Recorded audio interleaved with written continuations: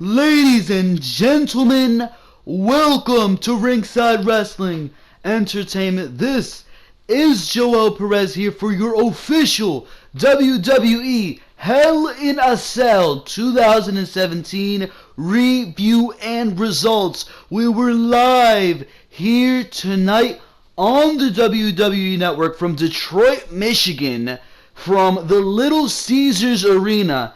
And we were watching Hell in a Cell, which, in my opinion, was a very ups and downs show. Because this show, there was a lot of things on this show to enjoy. Both Hell in a Cell matches were absolutely downright bottom of the barrel, pure fantastic. These matches were perfect examples of what a Hell in a Cell match should and could be going into the future, and what it has been when it has been good in the past. These two Hell in a Cell matches were great.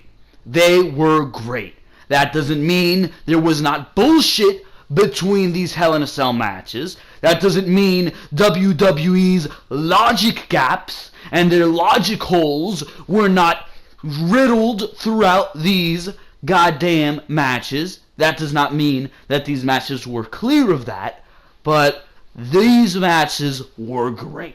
But that wasn't all that we seen on Hell in a Cell, and that's where the BS comes in Hell in a Cell, bro. That's where the hellish part of this pay-per-view came in. Pun intended. Ha ha ha. That's your little laugh. Because what we seen between Jinder Mahal and Shinsuke Nakamura was unexcusable, and that will be a rant here tonight on your pay-per-view. Rusev versus Randy Orton, painfully boring, and we will talk about that here tonight on the pay-per-view review. Charlotte versus Natalya, painfully boring and showing the lack of direction in the women's division. We will talk about that here tonight on the pay-per-view review. Did this show have its ups? Yes, it did. It did. AJ Styles and Ty Dillinger and Baron Corbin was a triple threat match. They added Ty Dillinger at the last second. That was a very, very good matchup. I enjoyed myself watching that matchup. It was enjoyable. Not so much the first half, but the second half of that match was enjoyable. The things we've seen between Dolph Ziggler and Bobby Roode, that matchup was enjoyable. It was enjoyable. Not as great as it should have been, but it was an enjoyable matchup. Besides that, you had three matches that were, two of them that were painfully boring and uninspired, and one of them which was absolutely god-awful, and the reason why SmackDown Live is a failure.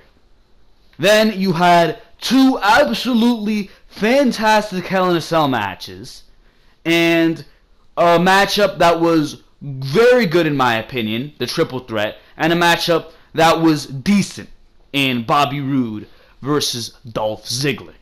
So that's where I'm coming from when I'm saying that this was a very ups and downs show. I can't make up my mind whether to go completely, this is absolutely dreadful, or completely, this is the best thing I've ever seen.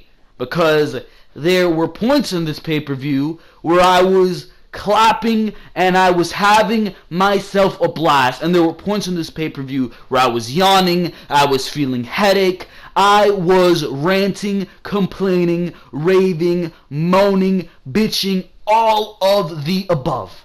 So that is what I mean when I say this is an ups and downs pay-per-view. But WWE did one thing absolutely correct here tonight, and we're going to start off by talking about that as soon as I am done with the plugs for this video, and that is Sami Zayn.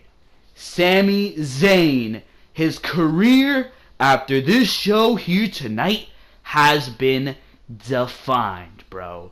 And we will talk about that as soon as we are done with the plugs, because ladies and gentlemen, this is the Ringside Wrestling YouTube channel, and there is so much content to go check out on the Ringside Wrestling YouTube channel. You have so much to go check out on the Ringside Wrestling YouTube channel, and so much content coming as well. Monday Night Raw and Smackdown reviews for this week are up. So if you missed Monday Night Raw or Smackdown, or you want an educated opinion on Monday Night Raw or Smackdown Live for this week, or both, make sure to go check both of those reviews, if I can speak here. Make sure to go check out both of those reviews. They are up on the channel right now for your viewing pleasure. So if you want to see the Go Home Show, my review to the Go Home Show, to the very show that we are reviewing right now, Smackdown Live, make sure to go check that out.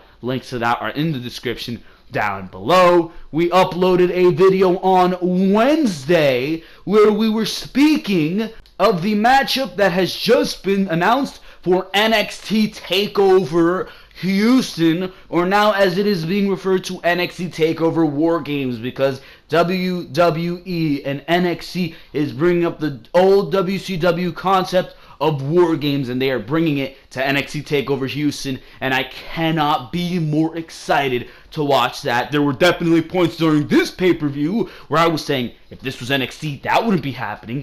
My God, I wish I was watching NXT right now. My God, I wish Shinsuke Nakamura was still in NXT right now, because if not, this bullshit wouldn't be happening, and we will get into that. We will get into that, believe me, but that is besides the point.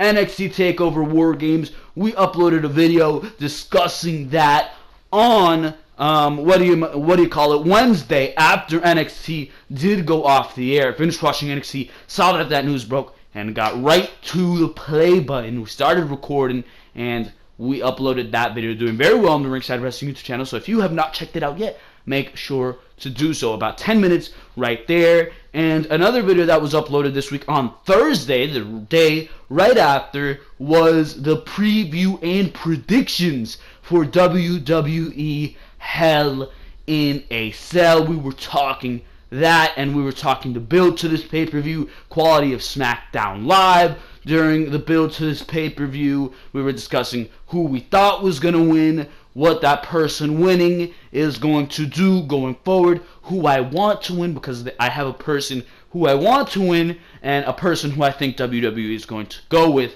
on some matches. So we're discussing that on the preview and prediction. So if you want to know what my mindset was going into this pay-per-view, make sure to go check that out. Saturday we uploaded Behind the Mic episode number 40 weeks of Behind the Mic, and we were talking Behind the Mic yesterday. We were talking about a bunch of huge news going into the future of WWE, just like we do each and every single week on Behind the Mic. So if you missed Behind the Mic, make sure to go check that out, uploaded just yesterday on Saturday. So make sure to go check that out, because for now, first of all, make sure to subscribe. If you have not subscribed to the Ringside Wrestling YouTube channel, I do not know what you are waiting for, bro. Join the party, this illustrious party that is the Ringside Wrestling YouTube channel, the party we will be having when hopefully one day Jinder Mahal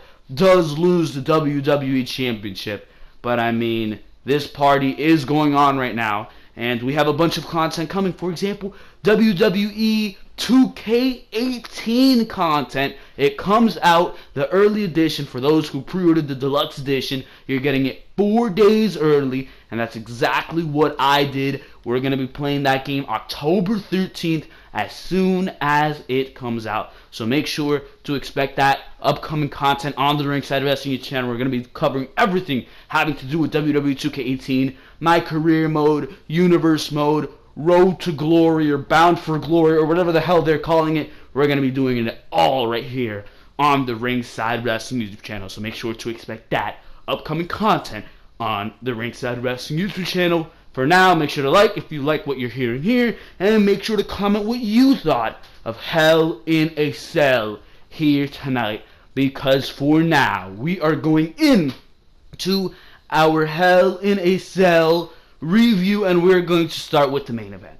With the main event, that was Kevin Owens versus Shane McMahon, because this matchup, by all means, was absolutely brutal at some points, just holy shit at other points, and clearly in this matchup you had a bunch of huge spots, and Shane McMahon, for those of you wondering, did jump off Hell in a Cell, but for me that wasn't even the highlight.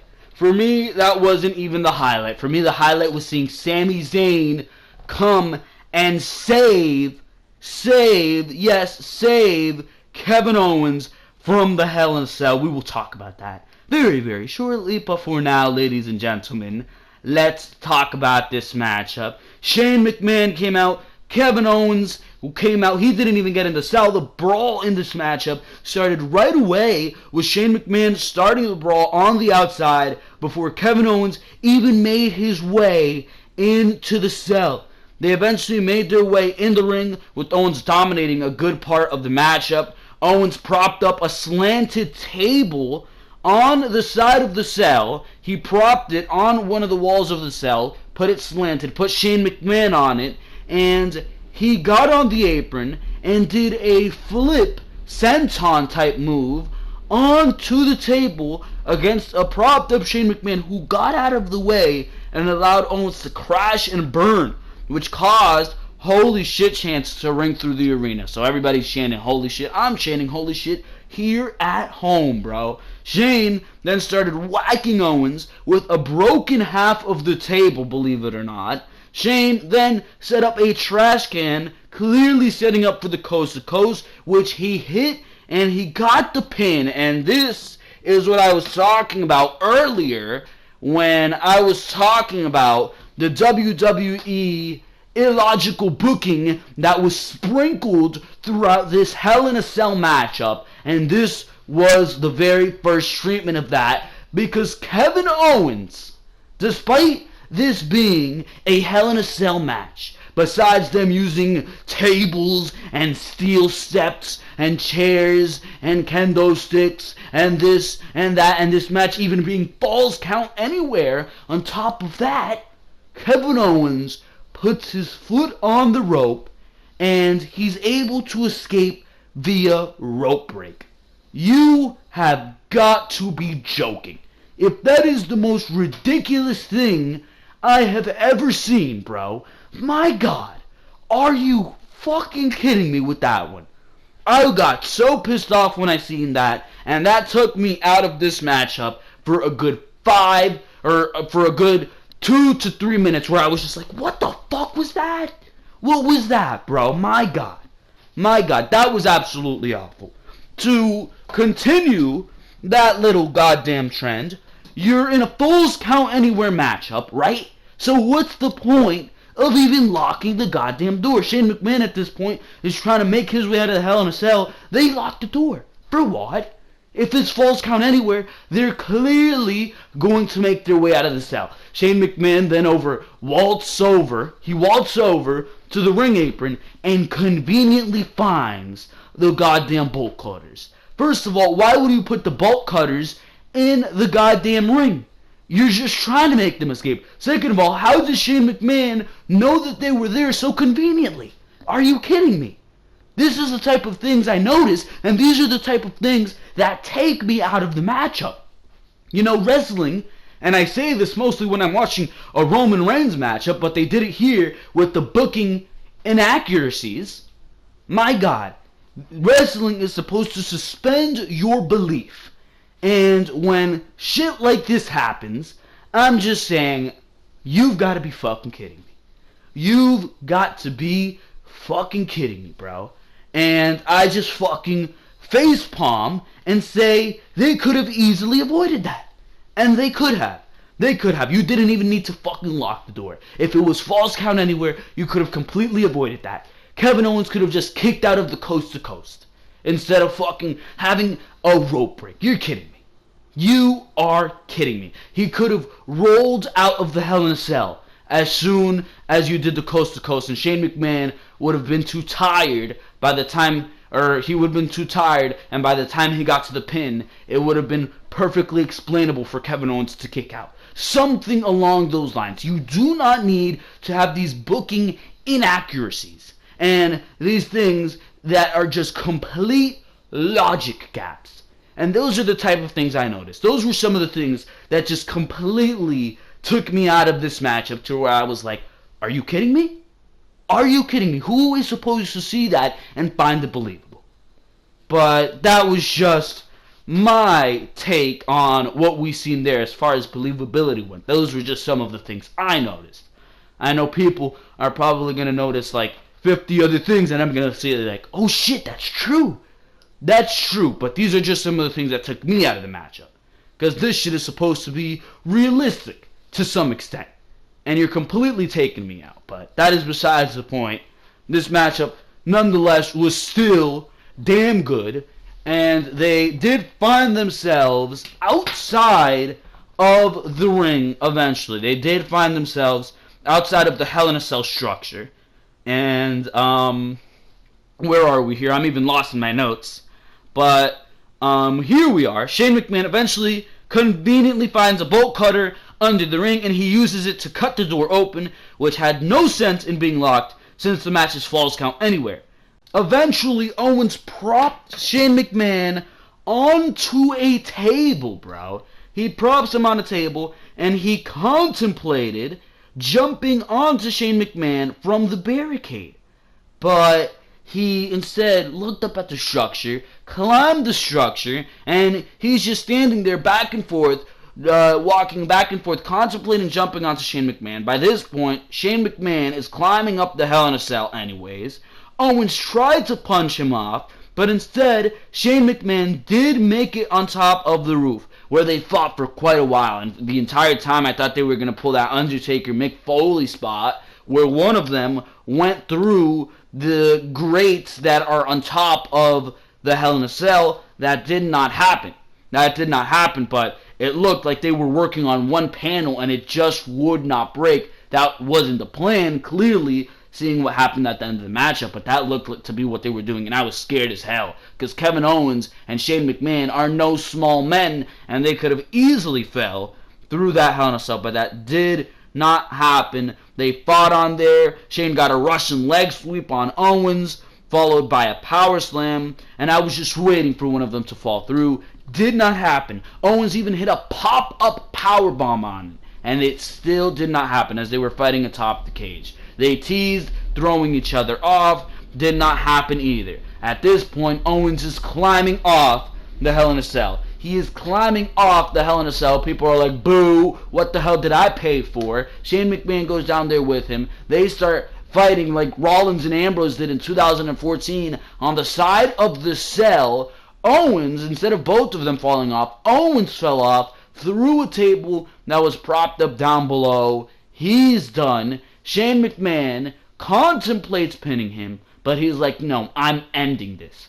I am going to end this man. So Shane McMahon props up the announce table, another announce table that was set up, climbs up the Hell in a Cell once more, and he says his prayers, jumps down, and just like The Undertaker, Owens gets out of the way.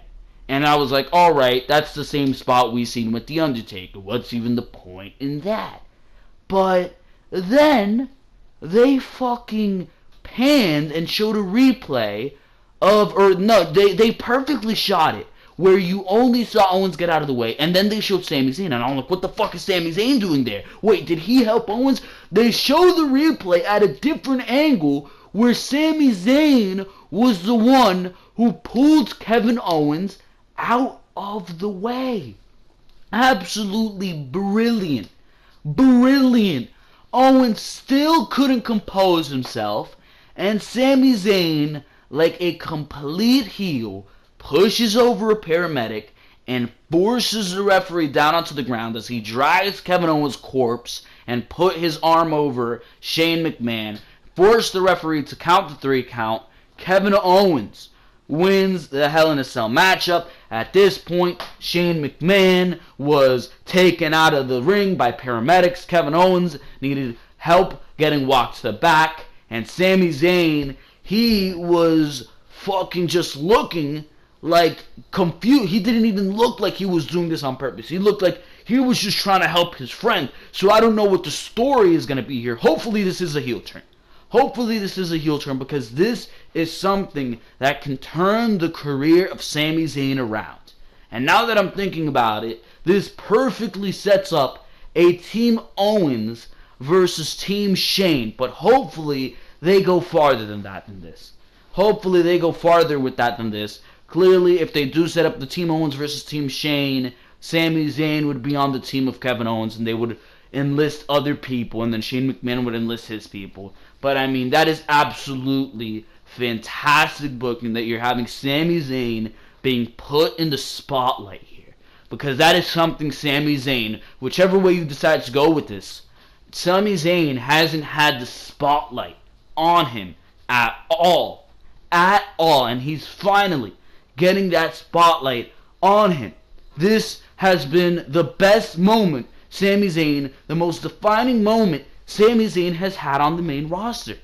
And hopefully they capitalize on this. Because if you do, you can really make a star out of Sami Zayn by including him in this storyline, by making him a prevalent part of this storyline, which has been the biggest thing on SmackDown Live.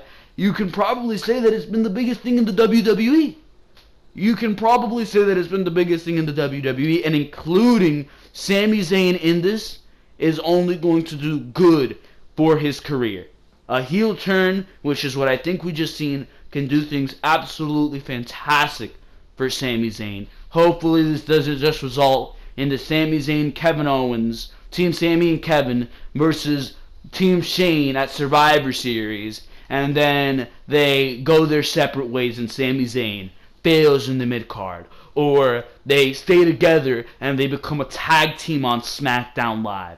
Hopefully this becomes something where Sami Zayn alongside Kevin Owens becomes one of the biggest heels on SmackDown Live, and he will be at that point where he's fighting for WWE championships as a heel.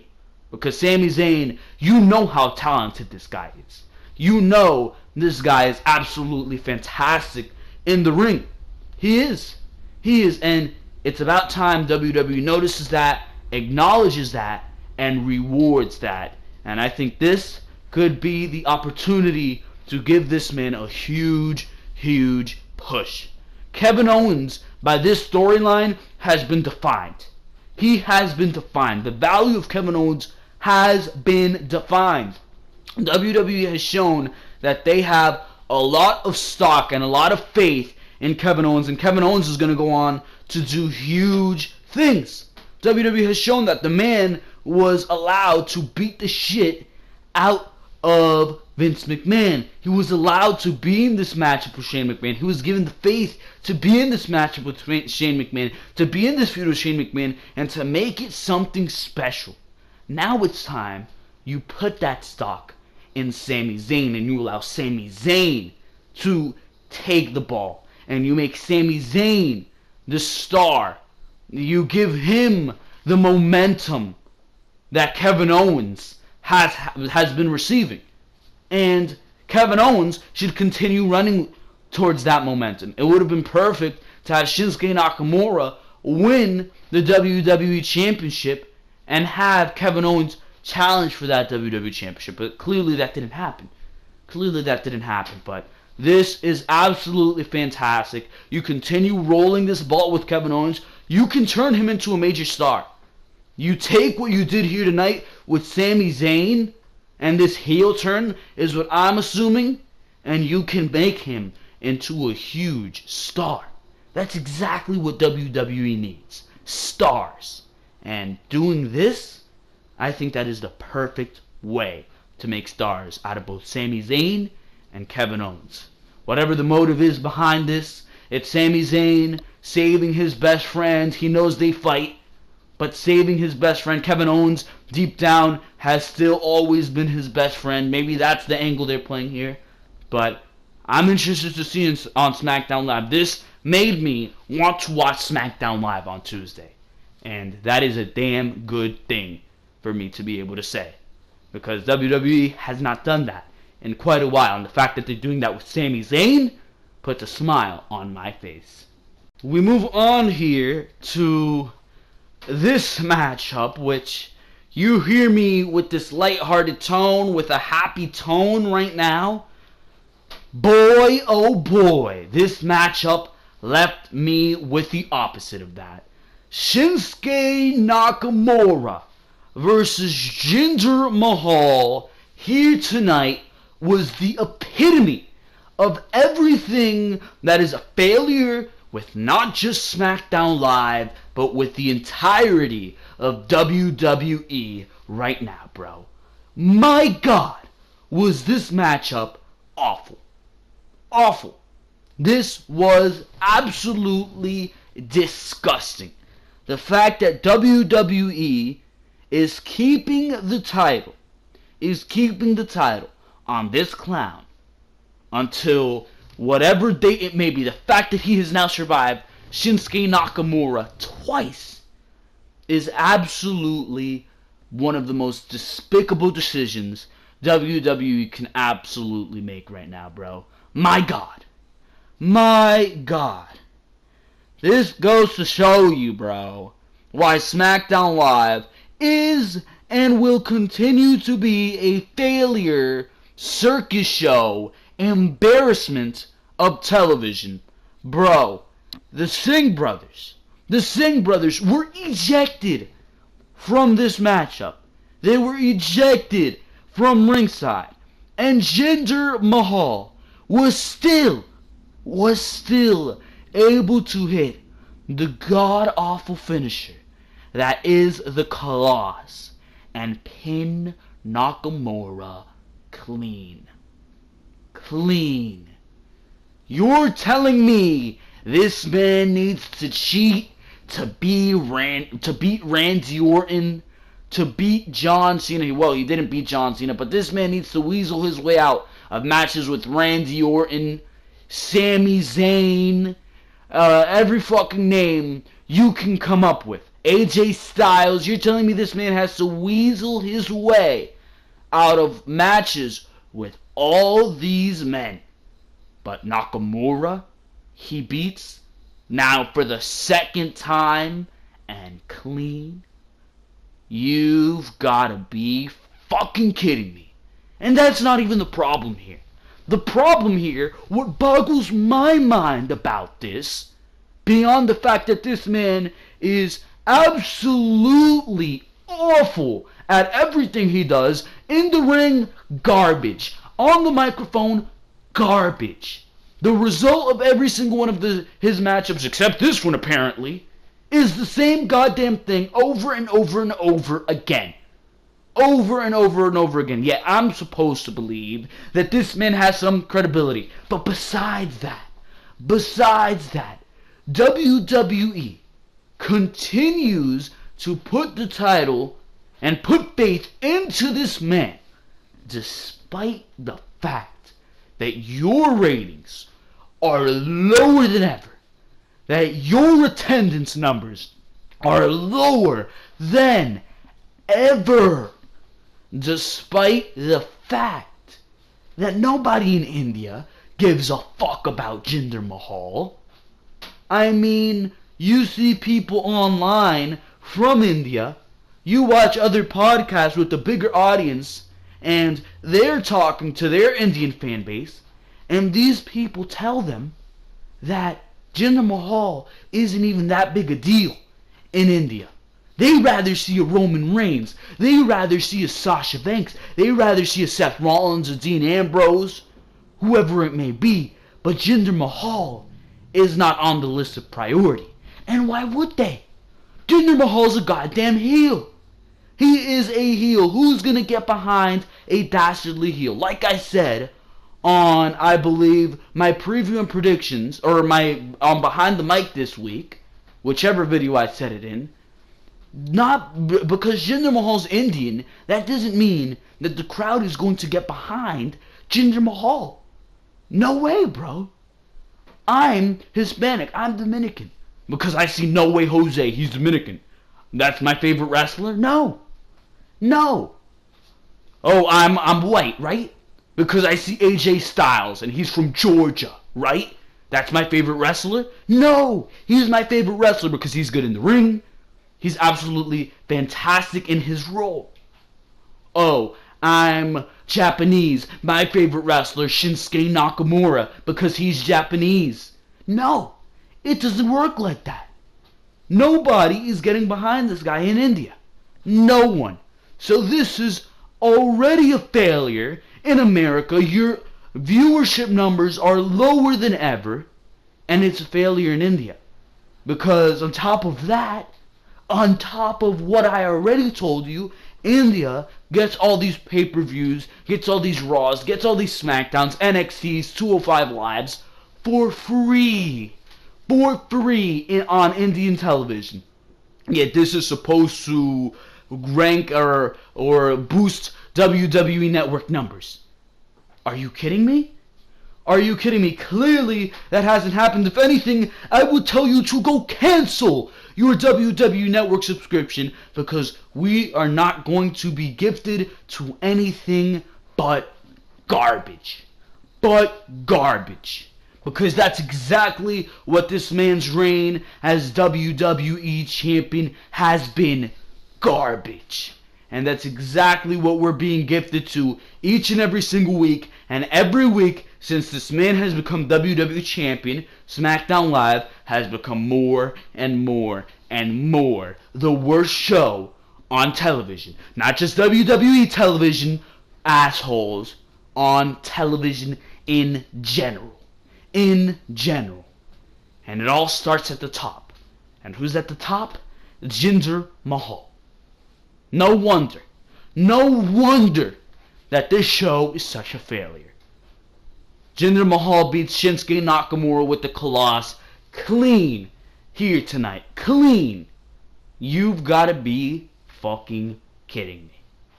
That's all I have to say about that. This show is a failure, and Jinder Mahal is the reason why. Not the entire reason why, but he's a big reason why. This show, SmackDown Live, and he represents actually why WWE is such a goddamn train wreck. And that's all I gotta say about that. Because I'm gonna pop a brain vessel. A brain vessel, bro. Never mind a fucking vein from Jinder Mahal's fucking body. I'm gonna pop a fucking brain vein, or whatever the hell you want to call it. The vein popping out of my forehead every time I speak about Jinder Mahal. I'm gonna pop that vein if I do not stop talking about this right now, because that is the frustration that is caused by Jinder Mahal's garbage. We move on to Dolph Ziggler versus Bobby Roode, and it's a damn shame that this match had to goddamn follow Jinder Mahal versus Shinsuke Nakamura, bro. First of all, Nakamura. I even forgot to mention, I'm so pissed off talking about Jinder Mahal. Nakamura, bro. Almost forgot. No, I didn't. Nakamura. How the fucking mighty have fallen with Nakamura. In NXT, putting on fantastic matches left and right against whoever stepped in the ring with him. The Bobby Roodes, the Samoa Joes, the TJ Perkins, anybody, Finn Balor, anybody who would step in the ring with Shinsuke Nakamura would produce a classic. Sami Zayn, anybody who stepped in the ring with Nakamura would produce a classic. Monday Night Raw or SmackDown Live, and here's Shinsuke Nakamura jobbing out to Juicer Mahal, to the modern day failure Raha. You've gotta be kidding me. I wish Nakamura was still in NXT. Matter of fact, I wish Nakamura was still in New Japan, bro. Because he'd certainly be doing better than this. He must be sitting here tonight saying, damn, sticks and stones may break my bones, but WWE has fucking killed me. WWE has fucking killed me, bro. You're fucking joking with this garbage. My God. Anyways, Bobby Roode versus Dolph Ziggler, bro. Another one, Bobby Roode, NXT, right? You wouldn't see Bobby Roode getting no reaction. But when you have to follow the garbage we've seen between Jinder Mahal and Shinsuke Nakamura, I mean, that crowd was fucking dead. They were fucking dead from watching garbage. And Bobby Roode and Dolph Ziggler came out and they had an enjoyable showing. No doubt about that. But the crowd was absolutely dead for it. Nobody gave a single fuck because they were still absolutely shocked that they had just witnessed absolute garbage. And that's a damn shame. That is a damn shame because if Bobby Roode was in NXT, you wouldn't be seeing him getting no reaction. Holy. This was a good matchup. Bobby Roode looked very good in this matchup, and he had a nice showing as well. They had a nice series of reversals until he went for the glorious DDT. Ziggler rolled him up, reversed that, rolled him up from behind, which led to a series of roll-ups where Ziggler tried for the tights, but Roode grabbed the tights himself, and that led to him getting the victory. But right after the match, Ziggler hit the zigzag on Bobby Roode, who was standing tall, which ended the matchup with Ziggler standing tall, meaning that this feud will continue. And I mean, it probably will not continue for long. We'll probably see the climax of this on a random edition of Smackdown Live, and that will be what it has to be. And Bobby Roode probably will find his way onto Team Shane or onto Team Owens somehow. I don't know, but we will see that coming on the coming weeks on SmackDown Live. But Ziggler and Bobby Roode for now seems to be continuing. I don't know why. I thought Ziggler's contract was up sometime this October, but apparently they want to continue this. So there you go. I mean, hopefully it will be more enjoyable than the build we've seen before this. I know these two can put on a good match, and it seems like they're probably leading us there. So I don't know. We go to this matchup, which was complete and utter garbage. Natalya versus Charlotte. My God. Boring action and botching left and right. They went for the most downright generic ending here. Charlotte hit a moonsault, right? A moonsault onto Natalya, who's down below. Completely missed it, but they go for the most generic ending that makes the rest of this feud so predictable. Natalya hit Charlotte, right? But Natalya hit Charlotte with a chair to end this matchup by DQ, and a cheap way to continue this feud. The entire SmackDown Live Women's Division is so awful right now, bro. I mean, you've got to be kidding me. They went the most generic route, makes it predictable. Oh, what's next? Daniel Bryan's going to come out. His music's going to play, right? His music's going to play, and Charlotte and Natalya will have a rematch, and this time it will be no DQ, or this time, if Natalya loses or by disqualification or countout, she loses the championship as well. Ha ha ha, elaborate booking. Not really. More like predictable booking and mediocre garbage. That's exactly what the women's division is. WWE clearly gives zero fucks. So you know what? That's exactly what I'm going to say. I give zero fucks about the storyline. I give zero fucks about the women's division. And therefore, we are going to move on here. And we move on here to Ty Dillinger versus Baron Corbin versus AJ Styles. I enjoyed this match a lot. I really did. The first half of the matchup was completely boring, because it was the usual Corbin heel matches with the methodical beatdown and the crowd, oh you suck, playing up to the crowd, right? And this definitely picked off towards the second half, which was a lot more exciting, with a lot of near falls. You had Dillinger and Styles going back and forth, with Dillinger hitting a super kick on Baron Corbin, a boot on Styles, followed by an immediate Pele kick by AJ Styles, which caused Dillinger to fall onto Baron Corbin for a near fall pin, which was a cool sequence, no doubt about it.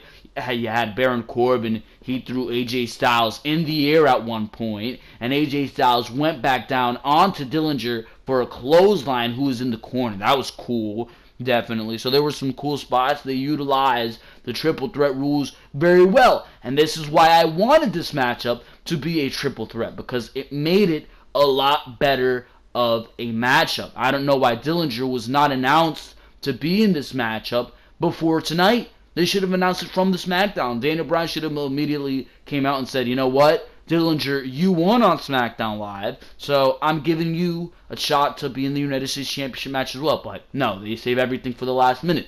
They probably thought of this last minute. So, I mean, there you go. There you go. But Dillinger was in this match. He looked very good. Nice showing for Ty Dillinger. It's nice for him to be in the ring with a guy the caliber of AJ Styles, getting a viable shot at the United States Championship. He's finally been on SmackDown Live television. He's been in the mix with these two guys for the past month and a half, and I'm glad he's been on television for this long, and he's starting to look like a credible part of the mid-card. And now that in this matchup, Baron Corbin won the United States Championship matchup, I mean, hopefully Ty Dillinger will be an opponent of Baron Corbin. In the end here, Styles hit a phenomenal forearm on Dillinger, and Corbin booted Styles out, threw Styles out at the last minute. We've seen this ending 500 times, and that allowed Corbin to get the pin on Dillinger to win the United States Championship. So this was a very good match, especially towards the second half. Very enjoyable what we've seen here. Baron Corbin wins the United States Championship, which, you know, really I'm not against, because the title is doing nothing for AJ Styles. At least now it's going to do something for Baron Corbin. Corbin, who can definitely do something with a mid-card title. He's going to be a dominant champion, and this is his first championship in the WWE, so congratulations, Baron Corbin, bro. If you would have talked to me at the beginning of this year, I would have been telling you that by the time that we're watching right now, Baron Corbin would be holding both the Intercontinental Championship that he won at WrestleMania and the WWE Championship that he won at SummerSlam via cashing in. But, I mean, that was not seen in this at all, and we have a Baron Corbin who's failed his Money in the Bank cash-in at this point, failed at WrestleMania to win the Intercontinental Championship from Dean Ambrose. He took that to Monday Night Raw, and failed against John Cena at SummerSlam. Now he's been brought down to this United States Championship feud, which has been alright. The addition of Ty Dillinger has made it better than it really had any right to be, and now he's United States Champion, and you're just trying to build up Baron Corbin because you've damaged the character so much already. I thought so highly of Baron Corbin before you did all that bullshit to him, bro. I thought so highly of him. But now, what have you done? What have you done? You've made it to a point where he's back at square one, and you have to build him back up again. And I'm not sure you can get him back to the point where he was, where I was looking at very high and awesome things for Baron Corbin. It's a high prestige to be holding both the Intercontinental title and WWE title. Clearly that did not happen, but I mean, it would have been cool. It would have been cool, but that was not the case. Rusev versus Randy Orton. Boring, generic, typical Randy Orton match. Not bad, not good, just meh. Nobody cared. Nobody cared. You've seen one Randy Orton match, you've seen them all. Randy Orton wins this matchup after escaping the accolade and hitting the RKO out of nowhere, right? Right? Hopefully Rusev can move to something of a veil beyond this feud, and Randy Orton can move to Raw, turn heel, and be something cool, or stay a babyface and feud with Samoa Joe. Rusev, if you ask me, the way they're booking him right now, I'd rather see him in NXT, but clearly That's not gonna fucking happen. And I mean, you got nothing for the guy. I mean, you can really start calling this guy buried. Losing to John Cena, losing to Randy Orton in 9 seconds or 10 seconds or whatever the hell it was at SummerSlam, and now losing to Randy Orton again here tonight. The booking of Rusev has been atrocious. Atrocious. And if you think otherwise, you're absolutely brain dead. Sorry to break it to you, bro. At this point, you can start calling Rusev buried. Nobody gives a fuck about him, and clearly, the SmackDown Live creative team doesn't care either. So why should I care? Why should I invest my time into Rusev? If you're not even investing your time into Rusev, you're supposed to be a creative writer, right? And there's no creativity there. There's only burying. I don't like it. We move on to this matchup that was actually fantastic. The best matchup of the night by far.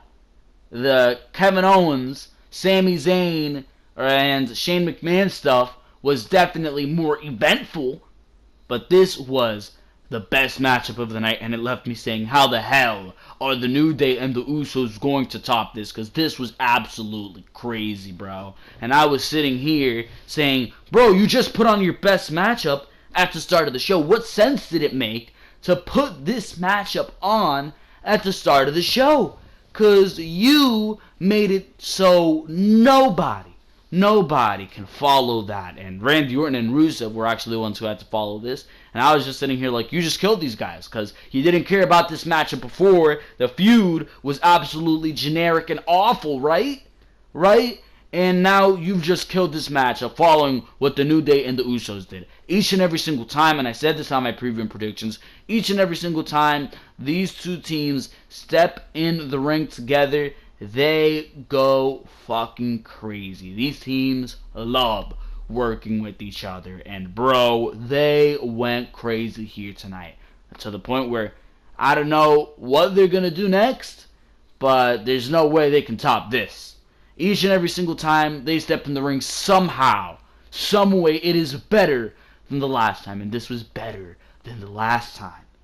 The New Day came ready to entertain, pulling out a whole orchestra of instruments with 2 trombones, a cowbell, I believe, and a gong. As the New Day tried to go for an early midnight hour, one of the Usos threw a chair at Xavier Woods' damn head. And Xavier Woods, I don't even know how he was in the matchup to mention. Because wasn't he injured? Wasn't he supposed to be out for like a couple months, bro? He hasn't been in the ring for like a month, and now he's in a Hell in a Cell match. Bro.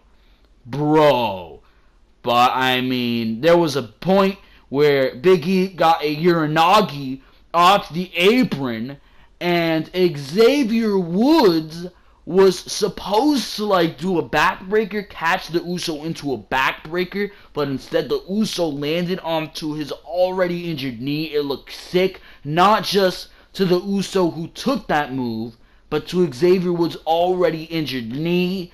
That was pretty crazy. They used the Hell in a Cell in such a creative way, and that's something that I can give credit to for both Shane McMahon and Kevin Owens and Xavier Woods and whatchamacallit, the Usos here tonight. New Day and the Usos here tonight. They used the Hell in a Cell in a creative way, and when you are in a Hell in a Cell match, you should be using this demonic structure to make your matchup better. And last year, besides the matchup we've seen between Kevin Owens and Seth Rollins, the women's Hell in a Cell matchup did not use the Hell in a Cell in any creative way whatsoever. And Rusev versus Roman Reigns did not use the Hell in a Cell in any creative way whatsoever. This year, they used the Hell in a Cell in a creative way, bro. Trapping one of the Usos in a corner and putting kendo sticks in the holes. They put like 4 or 5 kendo sticks in the holes, trapping this guy behind the fucking kendo sticks inside the Hell in a Cell. That was fucking creative as hell, and I give WWE credit for putting that contraption together, bro. My God. It was 2-on-1 for a while with the New Day in the advantage. There was a point where the Usos had Big E, the other Uso got out, as they had one of the Usos, don't know which one, I can't tell the difference, to be quite honest, and Xavier Woods was about to come off the top rope in the ring, and they were outside on the steel steps with one of the Usos' face planted against the steel steps, and Xavier was going to come down onto the head, which is absolutely fucking crazy. The other Uso got out of the kendo stick contraption, and they took over again. They had Big E in electric chair position. One of the Usos hit an enziguri. Big E fell onto the other Uso, who caught him in electric chair position, and then one of the Usos got a tope suicida onto Big E, who was in an electric chair position, and squashed him between the cell and himself. That was crazy. That was crazy, bro. There was a super near fall where both the Usos got the double frog splashes onto Big E, but he somehow kicked out. He somehow kicked out, bro. The Usos, they then got handcuffs. Handcuffs in this matchup, and handcuffed Woods hostage. Xavier was hostage, destroying him with kendo sticks, bro. They had him against the LED ring post, right? And they had his arm handcuffed up. They put the handcuffs behind the LED ring post, had him trapped there for a little while, and they fucking started pelleting him with kendo sticks. He tried to fight back, kicked one of them in the face, and that got them angry. They started beating the crap out of him with kendo sticks, bro. Holy crap.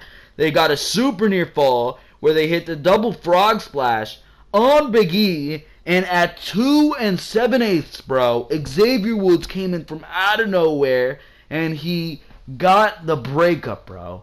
At this point, and Xavier Woods, who is still handcuffed,